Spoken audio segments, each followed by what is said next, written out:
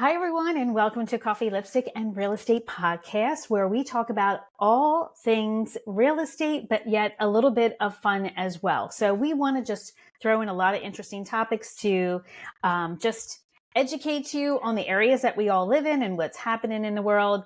And we will always be truthful to you guys. We're no fake news on this channel. But anyway, let's dive into my first video of the day. These girls have not seen the video, and I am dying to get your feedback on it. It's an unfortunate event that happened in the area that I market, which is Ocean City, New Jersey. I am also a homeowner there. So when we heard about this event, it was very disheartening, and it also trickled down all the way down all the beaches, pretty much. And so we're going to touch on a few other beaches that it hit. So let me just jump right in and share this.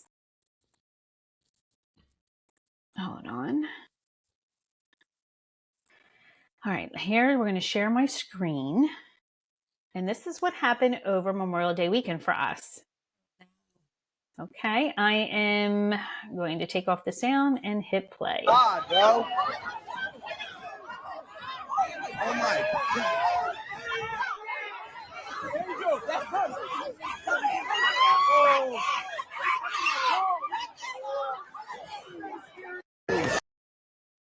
So I'm going to take the sound off for a minute, but I'm going to freeze it at a certain point because I want to just point something out to you as you're watching this. Wow.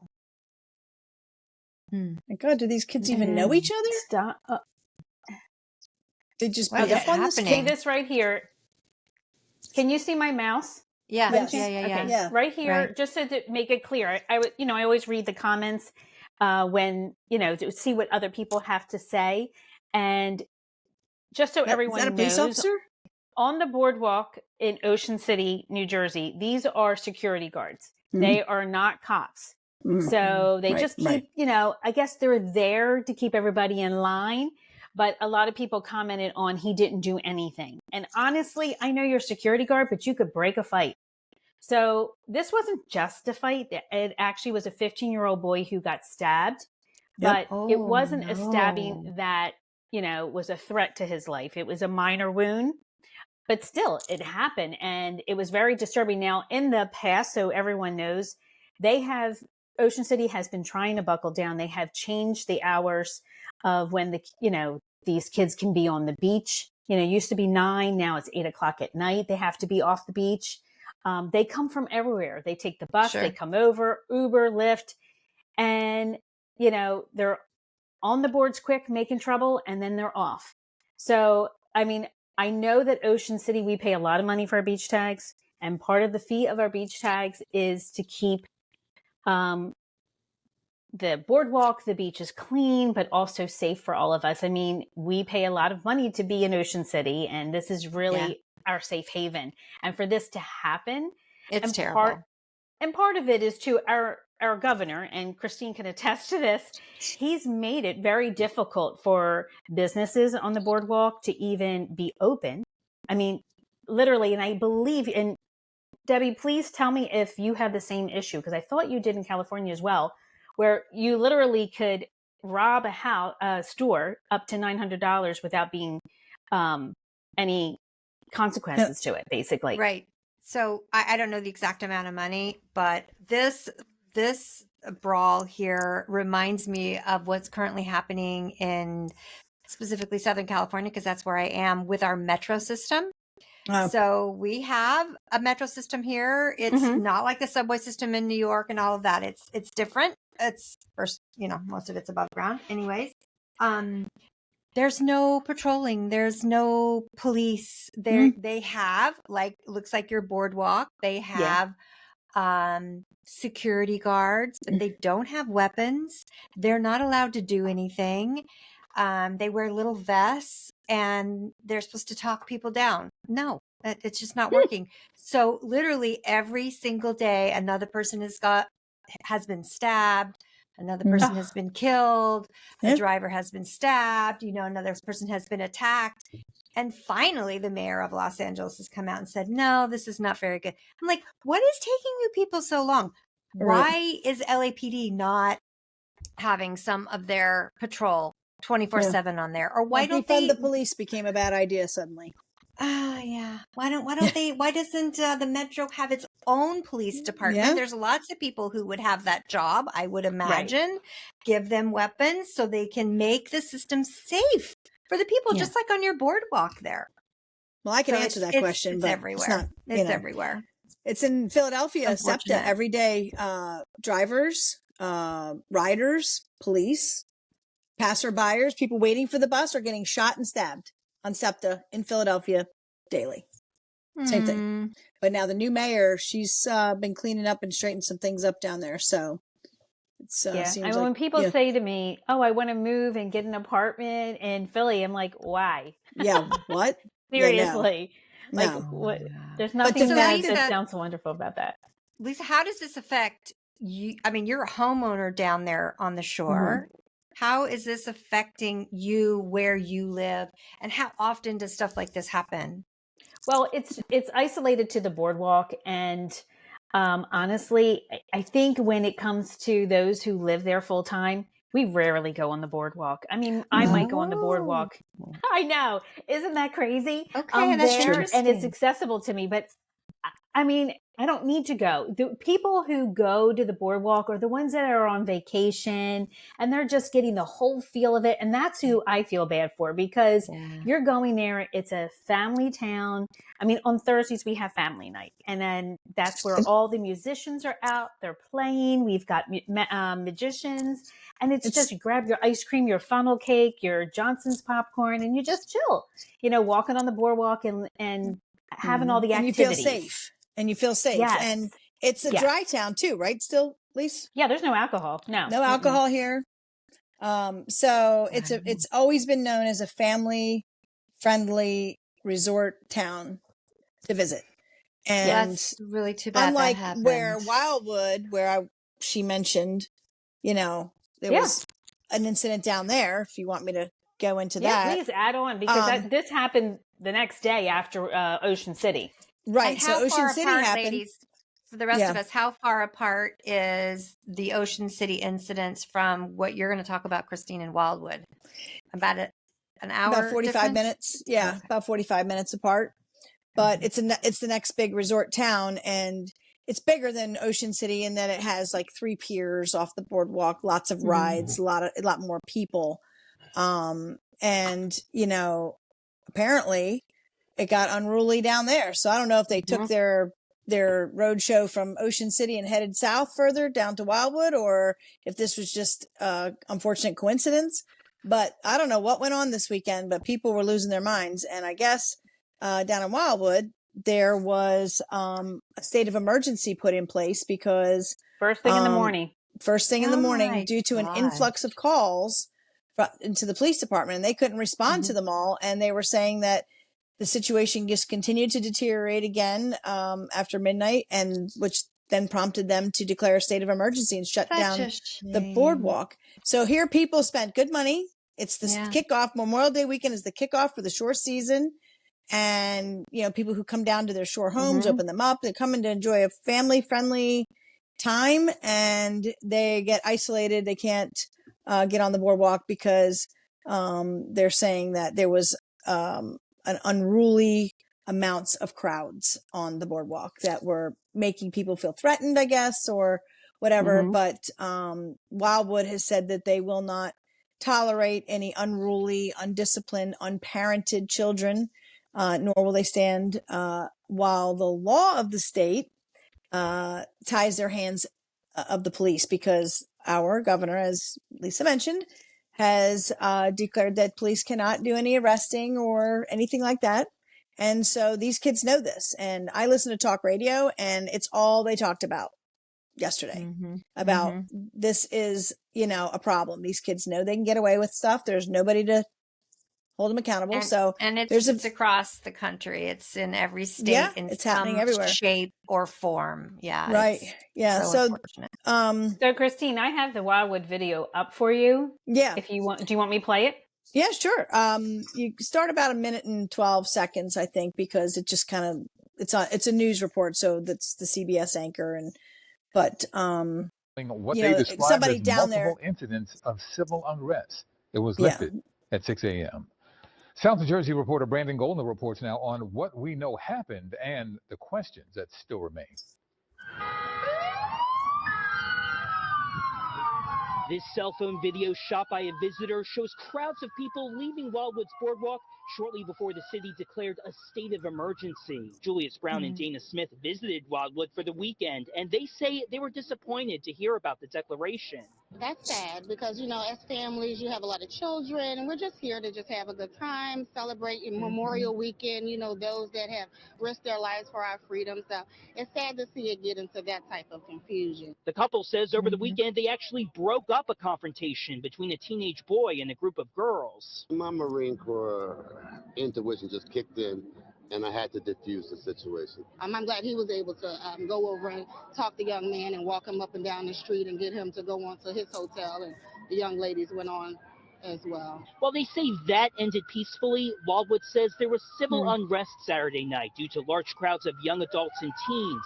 And as a result, quote, due to the high volume of calls, we were also unable to respond to certain calls for service within the city for a period of time. The city says conditions deteriorated again after midnight Monday, prompting the city to declare that state of emergency and shut down the boardwalk. In a statement, the city says officers were, quote, able to effectively address numerous incidents of civil unrest and ensure the safety and welfare of our residents and visitors. Wildwood's Mayor Ernie Troiano Jr. wrote in a statement, quote, Wildwood will not tolerate unruly, undisciplined, unparented children. Amen to that. No. Yeah. So you can see, obviously, you know, I'm sure people who don't know what's going on just turn around. You're getting shut down, pushed off the boardwalk. You don't know. I mean, today's times, you get a little nervous, right? Like, what's going on? You know, I don't know. I'm actually right now turned off from going to the shore this year. I really am. It's awful. You know, on a side note, though, Christine, it amazes me. I expected this to happen when Trump was in Wildwood for the Trump rally. And it was crickets. It was quiet. So quiet. Why not then and now for Memorial Day? Like, is somebody, you know, feeding this, is behind all this? Who knows? But well, we've got to get stricter policies.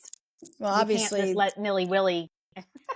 Yeah, and obviously the consequences. They do. Sounds like the mayor of that town will step in and do something. Yeah, the towns sound like they're going to go ahead and take care of all that. But anyway, so yeah, this was Memorial Weekend. And although I had a nice Memorial Weekend, we went to a parade in Glassboro and we actually celebrated Memorial Day, and they had F-16 flyover. So, you know, for my husband and I being retired Air Force, that was exciting. And so we enjoyed doing that.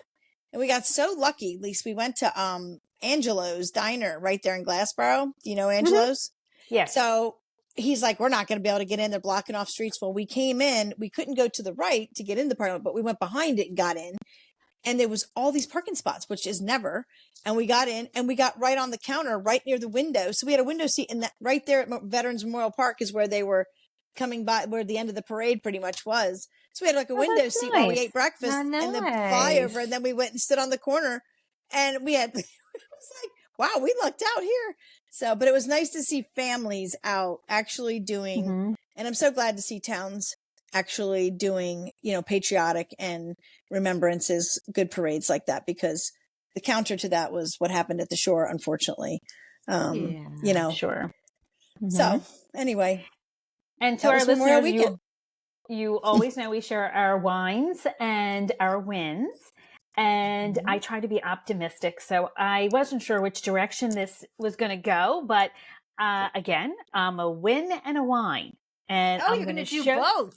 You're going to do both, a win and a wine. Okay, let's hear it. Yes. So let me share the screen one more time with all you guys. You were showing us the weather there. No, that was your video that I had. Yeah. Okay, so here we go. So here is my screen, if everyone can see it. This is that's my where street. Your place is. When you worry, you make it double. But don't. So I took these pictures. So I come down to the house to unload, right? and all my super. No. And I'm like, I can't get into my driveway. My husband has a Corvette. He loves to drive it on the weekends down to the shore. And he's like, can I take the Corvette this week? And I'm like, no, it needs to stay. You will not be happy. You're going to be like stressing out. So again, he wasn't happy that he couldn't take it down. But I had to go, I don't have a picture of this, but I had to go to my neighbor's driveway, which is open to ours. And I had to go through into his driveway, cross over into mine. Then the two houses to the other side of me, they couldn't use their driveway either. So they had to come into my neighbors on the right, come in and park in my driveway. We would just have the community driveway for everybody. And then everyone would walk down to the front to where the bay is and then walk to their houses. It was crazy, but it was nice because it was like a little community. And why couldn't they have just like emailed you or dropped a leaflet in your mailbox or something? Well, here's the problem. To let everybody know. We're not there full time. So they left something on our door. So nobody knew coming down for the weekend if they have a house in PA or wherever they live. They're not going to, unless they stay in touch with Ocean City News and that type of thing. Yeah. So what was interesting, this is a flood mitigation project that has started in 2014, and they did a few pumps. And though the pumps didn't work 100%, and I always wondered about that until I just recently found out that the $10 million just got released to do the second phase of the flood mitigation. Well, so that's this is what it is. Of course you want that.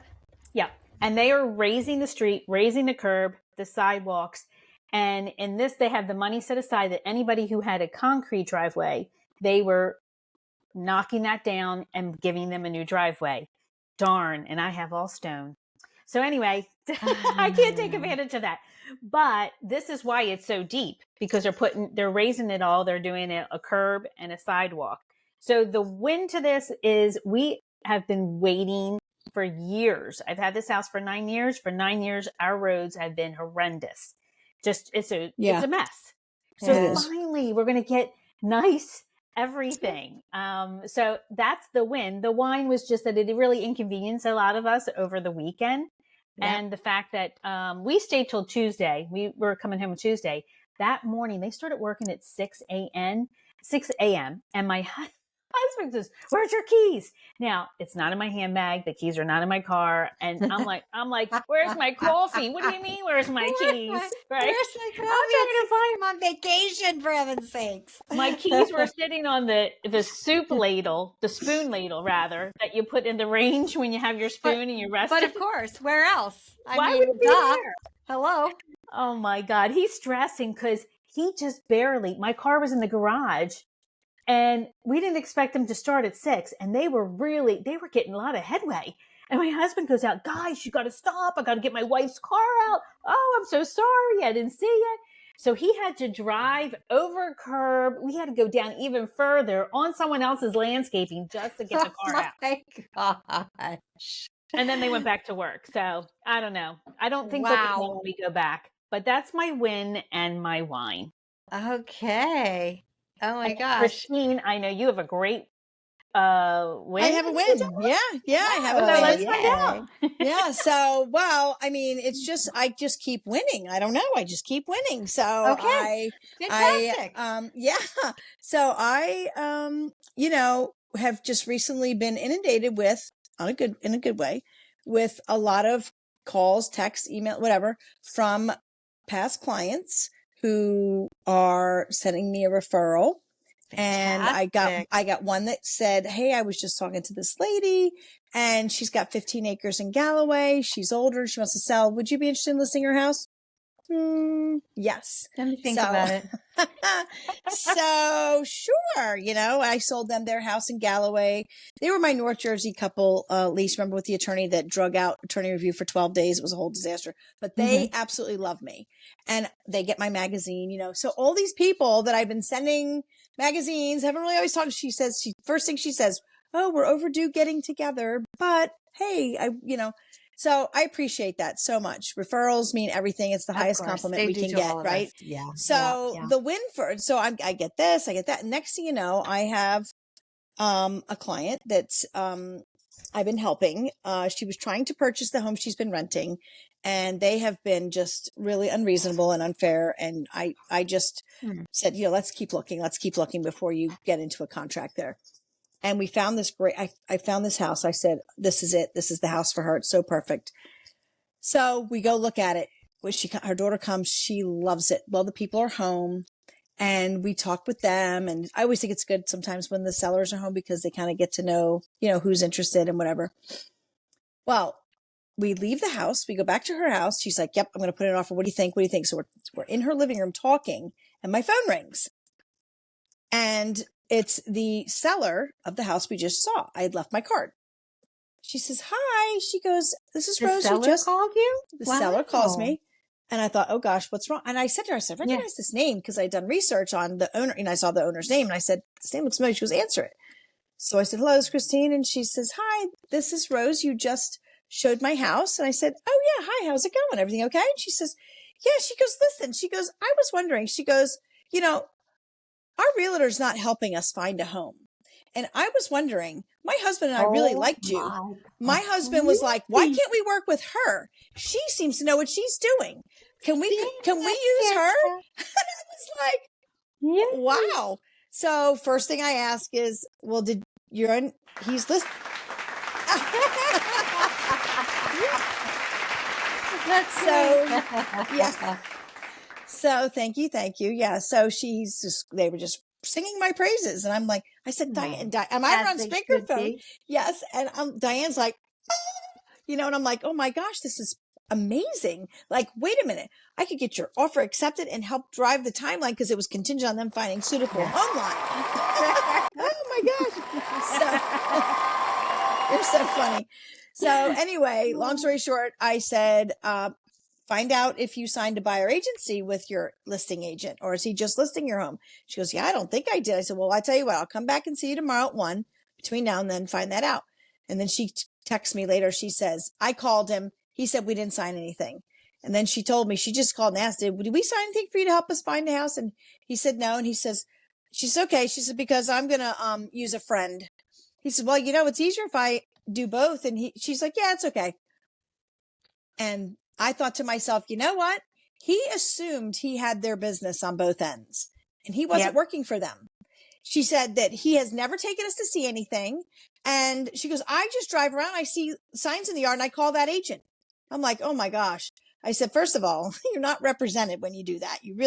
That's not going to get you in the house and, it's going to be difficult. So anyway, that was my win that I now have a client. Fantastic. They love me.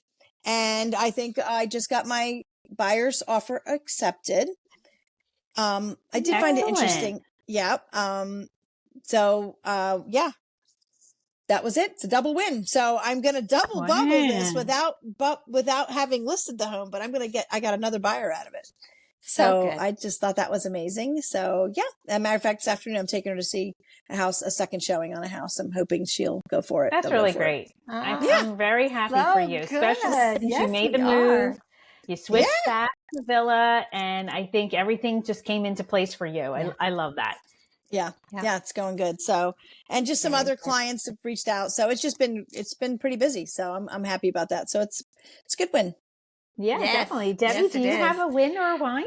I'm going to do a win, and it has absolutely nothing to do with real estate. Okay. As you guys know for sure, I play golf, love golf.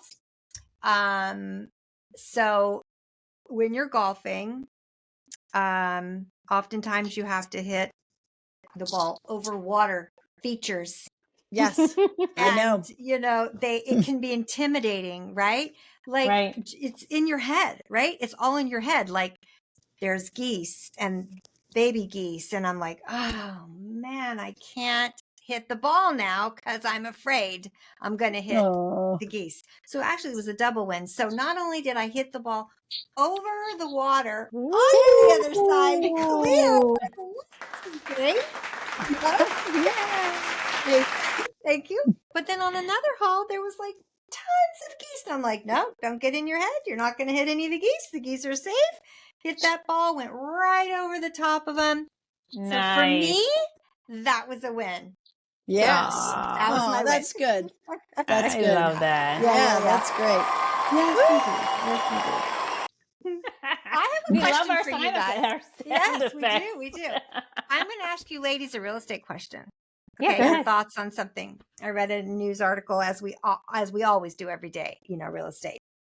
So I was reading an article this morning, and in this article, the writer is interviewing a gentleman, and he says he thinks that the reason that more and more sellers are deciding to place their home on market, aside from the normal spring and summer season that it is because a lot of people have a really yummy looking stock portfolio right now. And they're thinking, I could sell and walk away from my 2-3% interest rate on my mortgage and go buy something because my stock portfolio is looking fantastic and I'm not feeling that pressure anymore. What do you guys think about that? You think that's a thing? You think that's like actually, because sometimes we read these articles like, are people really thinking that? What do you guys think? Do you think that that might be in the mindset of some sellers deciding to sell right now?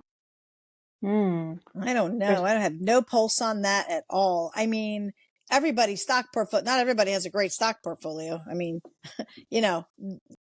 whether they have one or not, I guess that would be I mean, I'm sure there's some truth to it. Maybe at a certain level of income and, whatever. Sure.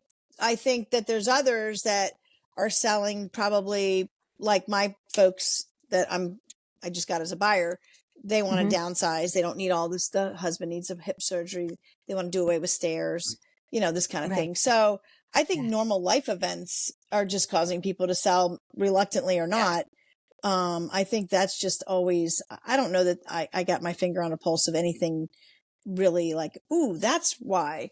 There is more inventory, but I think that's geared more towards we're coming up on this election. And I think people are concerned and they think if they're going to make their money or if anything's going to happen, they got to do it now in case something doesn't go well. I don't know. It's interesting because to answer your question there, Deb, I think that those who are fortunate to be able to play in the market and make money at it the market's still doing good. People are still recouping from their loss. Maybe they had a little bit last year. And they're saying they're still buying and they're buying the higher end. And I've seen that in down the shore because those homes obviously are more money. But still, I still feel the low inventory. Now, I know Christine says there's more houses on the market, but when I did a poll on, let's see, what township was that? I believe it was Runnymede, and there was 76 properties that were on the market. I thought, oh, that's a good amount of properties. So maybe this is changing. When I dropped it to single family, there was only 36. So some of that was apartments and condos and which my clients don't want. They want single family. Right. So, and because of the craziness of the bidding wars, I really still feel there's more buyers than there are properties. And the problem is the interest rates are high and the properties are getting higher. So it's really pushing a lot of people who could afford, case in point, my son, a house because he just can't afford those monthly mortgages. Yeah. I mean, I asked my client today, I said, I know you were approved for $300. I said, what did the lender say your monthly payment would be? She said, $2,900 a month. Oh! So think about that. $300,000 with the interest, and she's putting 5% down. So it's not even 3.5%. And she's that much. I mean, you've got other expenses, car insurance. You got to put food on the table. Yeah. Maybe occasionally go out once in a while. I don't even know what the current, Yeah. What is the current interest rate? I know they talked, I heard it was 6.25% right now. I didn't check this morning. Conventional? Yes. Yeah. She got 6.25% for conventional. Okay. That's not that bad though. She's only putting 5% down. Yeah. I mean. Yeah. Well, I actually read an article that said that they thought that it was changing. It was from, I think it was from realtor.com, that said, oh, there's more houses. There's actually more sellers than buyers right now. And I was like, what? So No. I thought that was interesting. No. And then the comments were not buying it. And No. again, No. we warn our listeners. Yes. You read these things from realtor.com, from Zillow, or these places who have a stake in the game. Okay. And this news gets just sort of like, oh, people start thinking one way. So they think they can influence decision making with these articles, and it's not really true. Talk to like everybody. we always talk about, every market is its own market. So it absolutely completely 100% depends on where you live. Here for me in Southern California, there are so many buyers out there. The inventory is still so incredibly low. And I think it takes many years for that to change. I just don't see how, that just is not going to change overnight. It's spring and summer. There's always going to be more houses on market. So yes, I will tell you that from reading some articles, and even my husband has noticed this too, because he's trying to think of where he wants to be a snowbird. And I pretty much will be South Carolina, Hilton Head. However, he does look at Florida. And that's why I'm bringing this up. Yeah. Florida, people are leaving in droves in Florida because the insurance, it's too expensive to live there. Correct. The insurances are high. Yep. And there are towns, and I don't know specifically what they are. Maybe we can do an episode on this at a later date. But there are actually towns that have more properties than they do have buyers that are interested in purchasing right now. And I agree with that, but they're very specific. Yes, they are. It's not.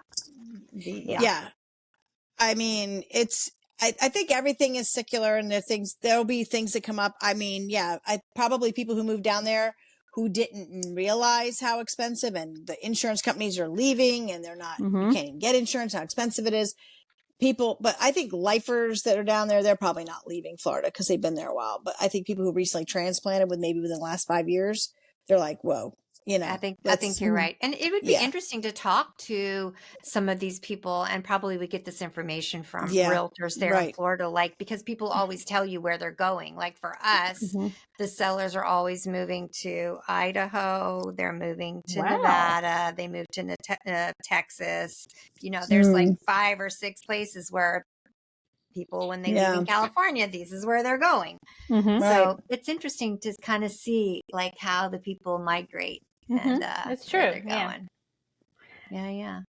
Oh, definitely. Well, that's all I got for you. All righty. Well, I hope our listeners love all of our topics today. And I want to just say thank you for listening, because we really do appreciate it. And you can follow us on all the podcast platforms, especially Apple and Spotify, iTunes. So make sure you subscribe so you don't miss our next episode. Give us a thumbs up. We love that. And have a great day, and happy house hunting. Take care.